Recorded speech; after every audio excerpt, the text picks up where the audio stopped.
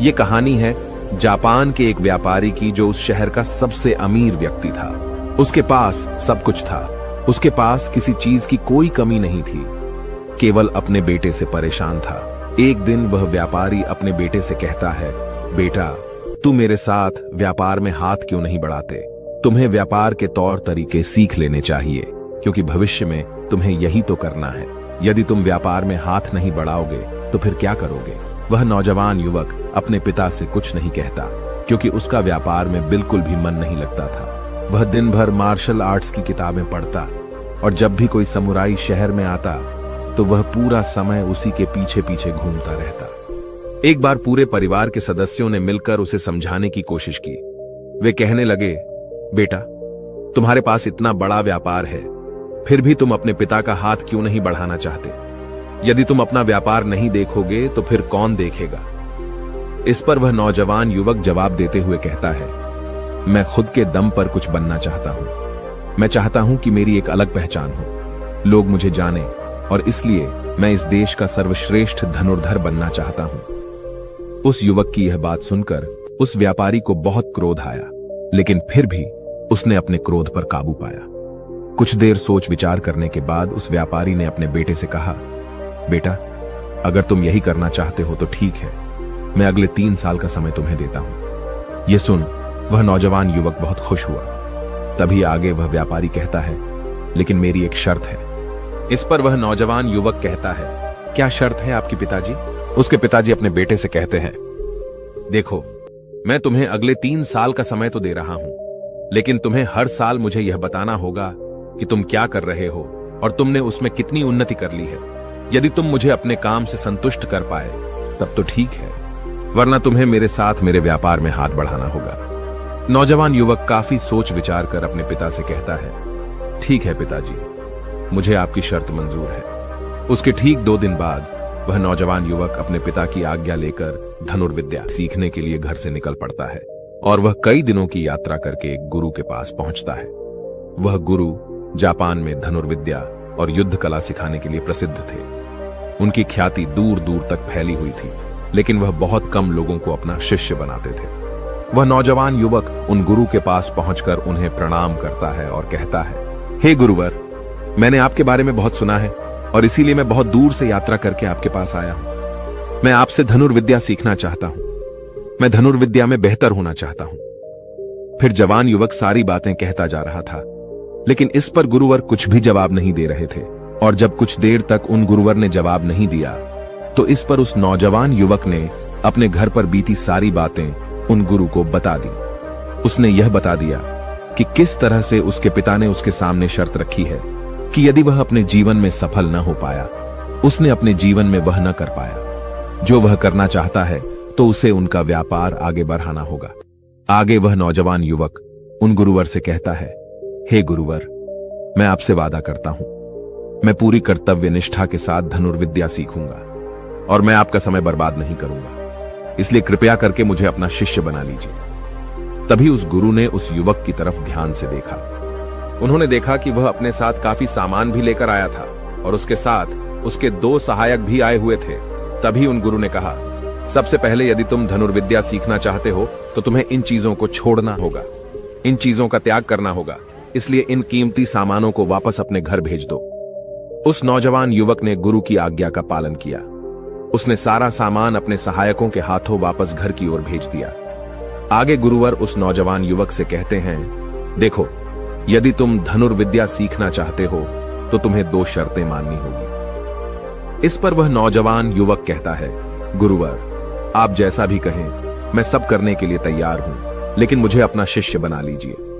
तभी गुरुवर उस युवक को पहली शर्त बताते हुए कहते हैं, तुम्हें यहां पर सामान्य लोगों की तरह ही अपना जीवन बिताना होगा और सारे कार्य तुम्हें खुद ही करने होंगे। इस पर नौजवान युवक कहता है, जी गुरुवर, जैसा आप कहें। आगे गुरुवर उस नौजवान युवक को दूसरी शर्त बताते हुए कहते हैं, यदि एक बार तुम्हें धनुर्विद्या की शिक्षा को ग्रहण करना शुरू कर दिया तो तुम्हें उसे पूरा करना ही होगा, तुम इस बीच उसे छोड़कर नहीं जा सकते। इस पर वह नौजवान युवक कहता है, ठीक है, आप जैसा कहें, मुझे सब मंजूर है। उन गुरुवर ने उस नौजवान को अपना शिष्य बना लिया। लेकिन वो नौजवान ये नहीं जानता था कि उनके सिखाने का तरीका बहुत अलग था। एक दिन उन गुरुवर ने उस नौजवान युवक को अपने पास बुलाया और कहने लगे, बेटा, जैसे तुम उठते बैठते हो, चलते फिरते हो, जैसे तुम सांस लेते हो, वैसे ही तुम निशाना भी लगाते हो। इसलिए सबसे पहले तुम्हें सचेत होना होगा। तुम्हें जानना होगा कि तुम क्या कर रहे हो, तुम किस अवस्था में हो। तुम्हें जागरूक होने की आवश्यकता है। इसलिए आज से ही सचेत होकर सारे काम करना शुरू कर दो, और ऐसा तब तक करो जब तक यह तुम्हारा स्वभाव न बन जाए। उस युवक ने उन गुरुओं की बात मान ली। वह एकाग्र होकर अपने कामों पर ध्यान देने लगा। वह अपने चलने फिरने, अपनी सांसों पर ध्यान केंद्रित करने लगा। सुबह उठकर वह अभ्यास करता और ध्यान किया करता। शाम के 6 बजे से वह एकांत रहता और ध्यान किया करता। ध्यान करने के बाद करीब 9 बजे के बाद वह सो जाया करता और ठीक सुबह 4 बजे उठकर वह धनुर्विद्या का अभ्यास करने लगता। और यह सब उसे एकांत में रहकर ही करता था। और यह सारी क्रियाएं दोपहर के 2 बजे तक यूं ही चलती रहती। और इस समय के दौरान न तो कहीं जाना और न ही किसी से मिलना। यहां तक कि उस युवक को किसी से बात करने की भी कोई अनुमति नहीं थी। और बचे हुए 4 घंटे अर्थात दोपहर को 2 बजे से शाम को 6 बजे तक वह बाकी सभी शिष्यों के साथ मिलकर आश्रम की देखरेख करता। और वह नौजवान युवक भी अब तक पूरा मन लगाकर सीखने की कोशिश कर रहा था। लेकिन जैसे जैसे समय बीतता जा रहा था, उस नौजवान युवक का जोश ठंडा पड़ रहा था। अब उसके लिए उस आश्रम में एक एक पल बिताना बहुत मुश्किल हो रहा था। अब उस नौजवान युवक ने अपने गुरु की बातों को अनदेखा करना शुरू कर दिया था। वह उन सभी नियमों को तोड़कर अपने सभी गुरु भाइयों के साथ मिलकर गप्पे लड़ाने लगा था। वह उन्हें अपने व्यापार की बातें बताता, उसके पास क्या कुछ है। और उस नौजवान युवक को इतना अमीर पाकर कई लोग उसके मित्र भी बन चुके थे, क्योंकि वह सोचते थे कि यह तो अमीर व्यापारी का बेटा है, कभी ना कभी तो भविष्य में कोई ना कोई फायदा हमें अवश्य मिलेगा। देखते ही देखते उस नौजवान युवक और बाकी लोगों की दोस्ती और भी गहरी होती जा रही थी। अब से वह नौजवान युवक रात को सोने की बजाय अपने मित्रों के साथ मिलकर आश्रम से कहीं दूर भाग जाया करता था। जंगलों में जाकर गप्पे लड़ा था, मौज मस्ती किया करता था। और इस कारणवश वह सुबह उठ नहीं पाता था और इसी वजह से वह कभी ध्यान भी नहीं कर पाता था। एक दिन उन गुरुवर ने उस नौजवान युवक को अपने पास बुलाया और उससे कहने लगे, बेटा, मैं जानता हूं कि तुम रात को आश्रम में नहीं रहते हो और न ही तुम एकांत में रहकर अभ्यास कर रहे हो। मैंने तुमसे पहले ही कहा था, यदि तुम्हें एक बार धनुर्विद्या की शिक्षा को आरंभ कर लिया तो तुम्हें इसे पूरा करना ही होगा। और तो और तुमने मुझसे वादा किया था कि तुम पूरी कर्तव्य निष्ठा के साथ धनुर्विद्या की शिक्षा को ग्रहण करोगे और मेरा समय बर्बाद नहीं करोगे। और यदि तुम ऐसा ही करते रहे तो 1 साल बाद जब तुम्हारे पिता तुमसे पूछेंगे कि तुमने इस 1 साल में क्या किया, तुमने उसमें कितनी उन्नति की, तो तुम उन्हें क्या जवाब दोगे? उस वक्त उन्हें क्या मुंह दिखाओगे? इस पर वह नौजवान युवक कहता है, हे गुरुवर, आप सत्य कहते हैं। जब मैंने शुरू किया था तो मेरे अंदर उत्साह था, मेरे अंदर धनुर्विद्या सीखने की जिज्ञासा थी। लेकिन तब मैं यह नहीं जानता था कि मुझे अकेले रहकर अभ्यास करना होगा। एकांत रहकर मैं थक चुका हूं और यह मुझे बहुत कठिन लगता है।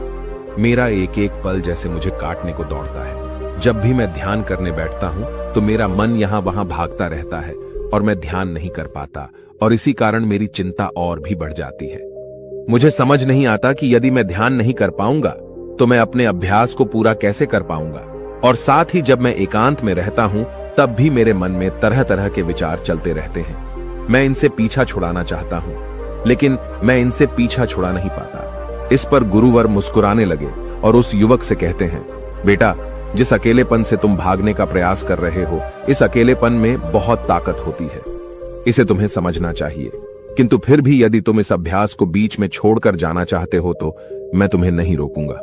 तुम जा सकते हो, लेकिन जाने से पहले मेरी बस एक बात मान लो। इस पर नौजवान युवक कहता है, ठीक है, बताइए आप क्या चाहते हैं। तभी गुरुवर कहते हैं, बेटा, यहां से 1 दिन की दूरी पर एक बहुत ही बड़ा पहाड़ है। तुम्हें वहां पर पूरा दिन बिताना है और सुबह तुम्हें वहां पर एक बाज नजर आएगा। उस बाज की हरकतों पर तुम्हें ध्यान देना है। ध्यान रखना, उसका तुम्हें शिकार नहीं करना, बल्कि उसकी हरकतों पर तुम्हें ध्यान देना है। वह क्या कर रहा है, क्यों कर रहा है, उसे ध्यान से देखना है। उसकी हर एक हरकत को तुम्हें समझना है। और जब तुम अगले दिन वापस लौट कर आओगे तो मैं तुमसे केवल एक सवाल करूंगा, यदि तुमने उस सवाल का सही जवाब मुझे दे दिया तो मैं तुम्हें जाने से बिल्कुल भी नहीं रोकूंगा। उस नौजवान ने काफी कुछ सोच विचार किया और उसके बाद वह गुरु की बात मान जाता है। वह उन्हें प्रणाम करके उस पहाड़ की चोटी की ओर चल पड़ता है। देखते ही देखते वह एक दिन का सफर तय करके उस पहाड़ की चोटी पर पहुंच गया और उसने पूरी रात वहीं पर बिताई और अगली सुबह होने से पहले ही वह उस बांस को ढूंढने लगा। वह जब यहां वहां देख रहा था तभी उसकी नजर उस पहाड़ की चोटी पर पड़ी। उसने देखा कि एक सुनहरा बांस चट्टान की चोटी पर बैठा हुआ है और पहाड़ के नीचे घाटियों की ओर ध्यानपूर्वक देख रहा है। वह नौजवान युवक उस बांस को देखकर झुक गया और छुपकर उसकी सारी हरकतों पर नजर रखने लगा। उस नौजवान युवक ने देखा कि कुछ चरवाहे अपनी भेड़ बकरियों को उस घाटी में चराने के लेकर आए हैं और तभी उस युवक की नजर उस पर पड़ी जो एकदम शांत बैठा हुआ था। लेकिन तभी अचानक उसने उड़ान भरी और नीचे की ओर गोता लगाते हुए वह उन चरवाहों के पास पहुंचा। जब तक चरवाहों की नजर उस बांस पर पड़ती तब तक उसने उन भेड़ बकरियों में से एक बकरी के बच्चे को अपने पंजों में दबोचा और उसे ले उड़ा। जब तक चरवाहे कुछ समझ पाते तब तक शिकार हो चुका था। वह नौजवान युवक यह देखकर बहुत हैरान रह गया। यह समझ चुका था कि आखिर गुरु ने उसे इस चोटी पर क्यों भेजा है। वहां से वापस अपने गुरु के पास लौटा और उसने वहां पर बीती हुई सारी कहानी उन गुरुवर को बता दी। तभी गुरुवर उस युवक से कहते हैं, अच्छा तो तुम मुझे यह बताओ कि तुमने वहां पर क्या सीखा। तभी वह नौजवान युवक कहता है, गुरुवर वह बाज बहुत ही चालाक है। काफी देर तक तो यूं ही वह शांत रहा, लेकिन जैसे ही उसे अपना शिकार नजर आया उसने शिकार तय किया और एक उड़ान भरी और उड़ान के साथ वह अपने शिकार को ले उड़ा। इससे हमें यह समझने को मिलता है कि वह बाज बहुत ही चतुर और बहुत ताकतवर भी है और साथ ही साथ वह बहुत तेज भी है। इस पर गुरुवर हंसते हुए कहते हैं, बेटा उस बात को तुमने आज देखा है, लेकिन यदि उसे तुमने करीब 2 महीने पहले देखा होता तो तुम उस पर यकीन नहीं कर पाते। ऐसे बाज केवल पहाड़ी इलाकों में ही पाए जाते हैं और इन बाजों की उम्र करीबन 80 वर्ष की होती है। लेकिन जब इनकी आधी उम्र अर्थात जब इनकी 40 साल की उम्र पूरी हो जाती है तो यह शिकार नहीं कर पाते। उसे एक महत्वपूर्ण निर्णय लेना पड़ता है, क्योंकि इस अवस्था में उसके शरीर के तीनों महत्वपूर्ण अंग बेअसर होने लगते हैं।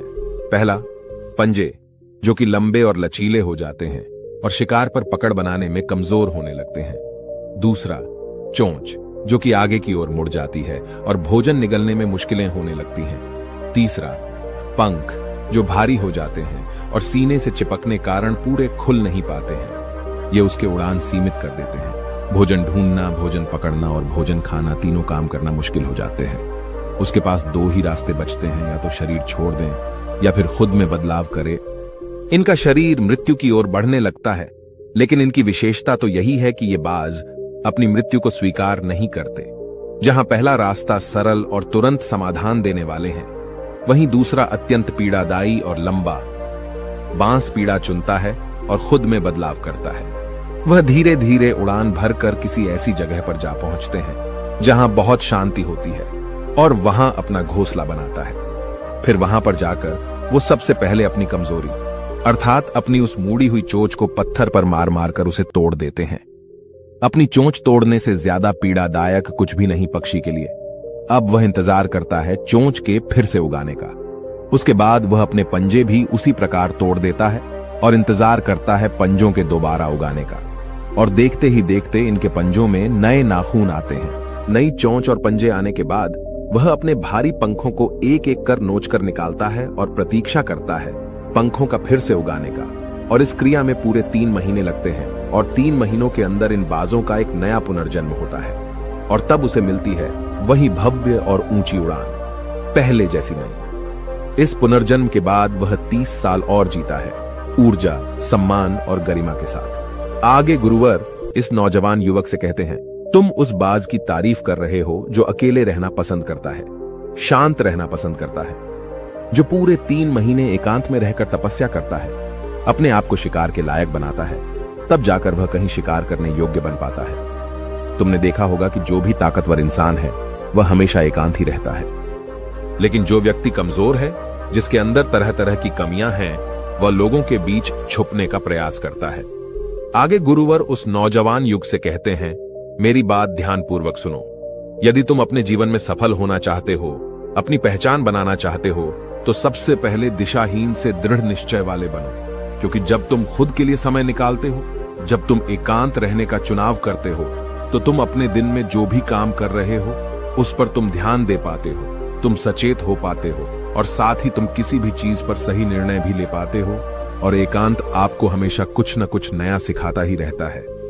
आगे गुरुवर उस युवक को दूसरी बात बताते हुए कहते हैं, आज जो मौका तुम्हारे पास है वह मौका तुम्हें दोबारा नहीं मिलेगा, इसीलिए इस मौके की कीमत को समझो, क्योंकि तुम्हें एकांत खुद को बनाने के लिए मिला है। तो अपने जीवन में देखो, उसे समझो और उन कमियों को दूर करो।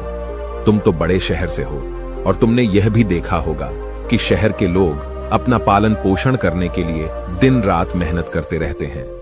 न तो उनके पास सीखने का समय है और न ही एकांत में रहने का, इसलिए वह कभी भी खुद को जान तक नहीं पाते। यह अकेलापन, यह संघर्ष जिसे तुम व्यर्थ समझ रहे हो और जिसे तुम यूं ही बर्बाद कर रहे हो, यह मौका तुम्हें कुछ बनने के लिए मिला है और यह मौका दोबारा लौटकर वापस नहीं आएगा। आगे गुरुवर उस युवक को अगली बात बताते हुए कहते हैं, जिन लोगों के साथ तुम घूमते रहे हो, जिनके साथ गप्पे लड़ा रहे हो, जिनके साथ अपना समय काट रहे हो, उन्हें तो खुद तक नहीं पता कि वह क्या कर रहे हैं। उन्हें खुद इस बात का एहसास नहीं है कि वह खुद अपना कितना बड़ा नुकसान कर रहे हैं।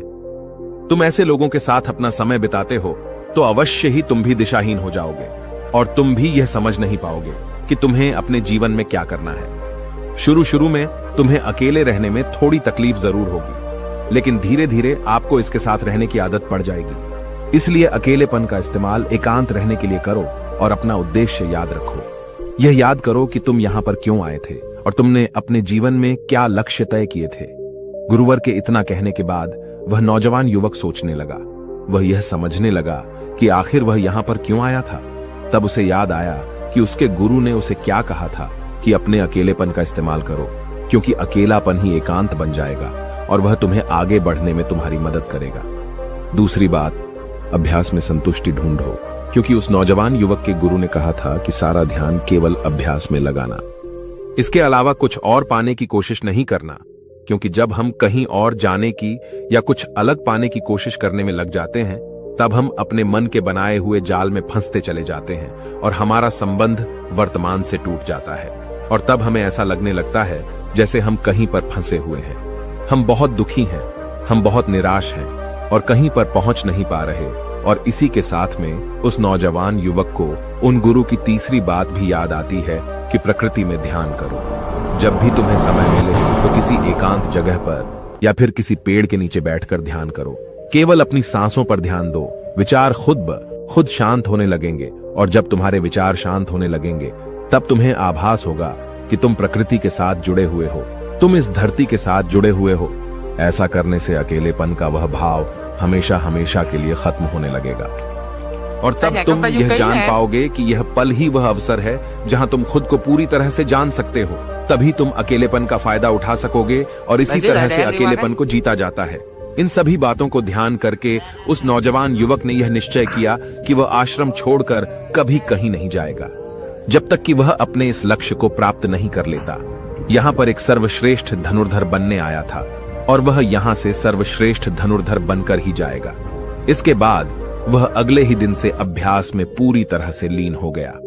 दोस्तों, यदि आप अपने जीवन में अपनी पहचान बनाना चाहते हैं, अपने जीवन में कोई लक्ष्य प्राप्त करना चाहते हैं, तो कुछ अलग पाने का प्रयास छोड़ दें, क्योंकि जब हम कुछ अलग और कुछ खास पाने का प्रयास करने लग जाते हैं तब हम यह भूल जाते हैं कि हमारा लक्ष्य क्या है और हम अपने लक्ष्य से दिशाहीन होने लगते हैं और इसी कारण हम अपने लक्ष्य तक कभी पहुंच नहीं पाते, क्योंकि हमारा मन हमें कुछ अलग पाने के लिए निरंतर प्रेरित करता रहता है और इसी कारण हम अपने मन के जाल में फंसते चले जाते हैं और हम अपने लक्ष्य पर ध्यान नहीं दे पाते। इसलिए अपने जीवन में यदि आपको कोई लक्ष्य हासिल करना है तो अधिक पाने का प्रयास छोड़कर केवल अपने अभ्यास पर ध्यान केंद्रित करें और देखना कि आप जरूर ही अपने लक्ष्य को प्राप्त कर पाएंगे।